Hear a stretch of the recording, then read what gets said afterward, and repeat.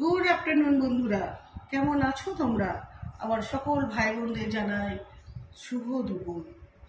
আজ দুপুরে বানিয়ে ফেললাম গরম ভাত, সাথে রয়েছে নিম পাতা, তার সঙ্গে রয়েছে বড়া, তার সাথে রয়েছে কিন্তু পালং শাক, আর ডাল রয়েছে মুসুরির, আর মাছের মাথা দিয়ে রয়েছে বাঁধাকপির তরকারি, আর মাছের রয়েছে এটা ঝোল। ঝোল তো ঠিক না, মাছের কারি যেটাকে বলছে। আর হ্যাঁ, আমার প্রিয় খাবারটা থাকবে না তা তো হয় না, এটা কিন্তু টক। আমার খুব ভালো লাগে গরমকালে, একটু মনে হয় টক খায়। রসিয়ে কষিয়ে হয়তো অতটা হয়নি, কারণ অর্ধেক সবজি আমার ছেলে পছন্দই করে না। যাই হোক, তোমাদের কেমন লাগলো একটু বলো তো। আমার তো মন পছন্দ খাবার আজ প্রত্যেকটাই রয়েছে। যেখানে ধরে অবশ্যই নিম পাতা থাকে, সেখানে আমার আর কিছুই লাগে না। আমার হাজবেন্ডেরও তাই।